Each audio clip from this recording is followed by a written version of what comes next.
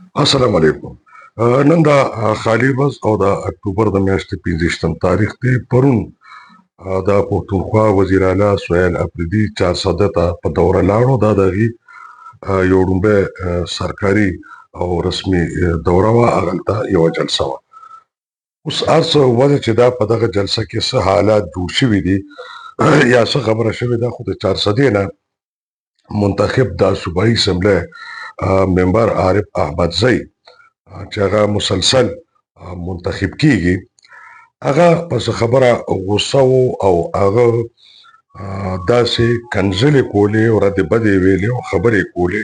چې هغه عموما د یو عام د ځوان هلک د کولو نه وي. په دغه موقع چې دوی را روان وو، نو دوی سره څه نور د پارټۍ ملګري هم دي او د 400 سیټې ډي اس پي زرداد خان او څه پولیس اهلکار هم دي او د عارف احمدزی پس خبره غوسه و. د ډي پي او 400 محمد وقاص خان په باره کې دی خبره کول او ډېر ناروا کنځلې وکړه. هغه د هغه کنځلې او هغه ویډیو چې دا نو هغه وایرل شوه او هر چاته ورسېده چې په هغې کې هغه ښکاره صفا اورېدلی شي چې زه به د ډي پي او نه کمیس پرتوګ وباسم. اوس چېرته چې یو سیاسي رهنما رول ماډل وي، مشر وي، منتخب وي او هغه ته ګوري خلک او د هغه فالوورز، د هغه فینس، د هغه مینوال او د هغه په نقش قدم ځي، نو آیا ستاسو خدای یو منتخب نماینده ته، د اسمبلی ممبر ته، یو پښتون سړي ته دا خبره زیب ورکوي چې هغه یو سرکاري افسر پسې دغه قسمه کنځل وکړي او هغه هم د کیمرو مخکې وکړي او هغه هم وایرل شي؟ دا ډیره زیاته قابل مذمت خبره ده، ډیره بدرنګه خبره ده، ډیره بده خبره ده. هر انسان که هغه سرکاري اهلکار دی او که هغه عام انسان دی، که هغه مالدار دی او که غریب دی، که هغه تعلیم یافته دی او که هغه بې تعلیمه دی، د هغه یو عزت نفس دی، د هغه یو انا ده. زمونږ قانون، زمونږ اخلاق، زمونږ معاشره، زمونږ اصول هیڅ چاته د دې خبرې اجازه نه ورکوي. د کومې پورې چې د 400 د ډي پي او محمد وقاص خان خبره ده، نو اعلی تعلیم یافته دی، سیسس یې کړی دی، په نمایه پوزیشن باندې پولیس ته راغلی دی، یو ډېر شاندار کیریئر یې دی، د یو ډېر مړې پټې او تعلیم یافته کورنۍ نه دی. د هغه په کورنۍ کې لکه د هغه والد صاحب چې دی نو هغه سیشن جج و، د هغې تره چې دی نو هغه پروفیسر و، د هغې سخر بابا چې دی نو هغه یو پخوانی آی جي پولیس پاتې دی، د هغه صاحب جایداد دی، پښتون دی، خانداني دی، هغه په هیڅ لحاظ باندې د څه نوم یې دی، د عارف احمدزی یا د یو بل منتخب ممبر د 400 نه چې دی نو هغه په اخلاق، په کردار، په تعلیم، په دولت، په شخصیت، په رشتو، په ناتو، په هیڅ باندې کم نه دی. نو څنګه ته داسې کنځل کې؟ اخر لکه وجه سره څه هغه داسې کړي، د هغه ذمواري وه، فول پروف سیکیورټي به یې ورکولی، د چیف منسټر حفاظت به یې کوو، د راغلي خلکو حفاظت به یې کوو، د سیکیورټي په دوران کې که داسې څه بدمزګي یا خفګان ستاسو شوي وي، د هغې یو پراپر فورم و، هغه وخت به هم رابطه ډي پي او سره کړې وه،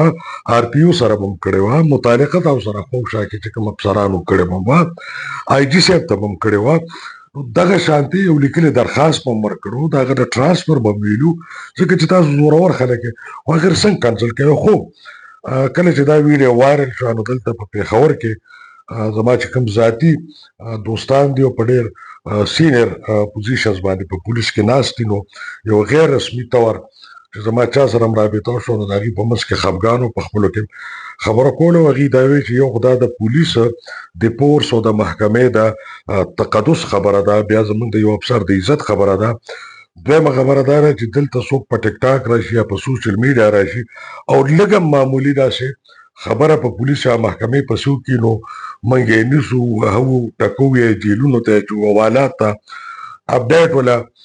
سافټویر ولا اپډیټ کوو، بیا ته یې ترافي بیان اخلو، هغه جاري کوو، او بل طرف ته چې دی یو کس راپاشي او کنځل کړي نو د هغه خلاف خاموش پاتې کېدل چې دي، دا به یو دا پیغام ورکوي چې په دې ملک کې چې دی نو قانون د زورور دپاره او د کمزوري دپاره بیل بیل دی، او که چېرې یو زورور د محکمې یا د پولیس د یو معتبر افسر بې عزتي وکړي نو هغه ته ګل بخښنه هغه ته څوک څه نشي ویلی، خو یو عام سړی هسې هم په داسې لږ وګوري یو اولدار ته نو هغه به بیا ذلیلېږي. په دې د پولیس په منځ کې هم خفګان دی. دویمه خبره دا ده چې اخر دا موږ کوم سیاسي کلچر ورکوو، دا کوم اخلاق ورکوو، زموږ د پښتو څه اقدار دي، څه اصول دي، څه اخلاق دي، څه قانوني تقاضي، څه د انسانیت، څه د اسلام، پوچګویي، کنزل،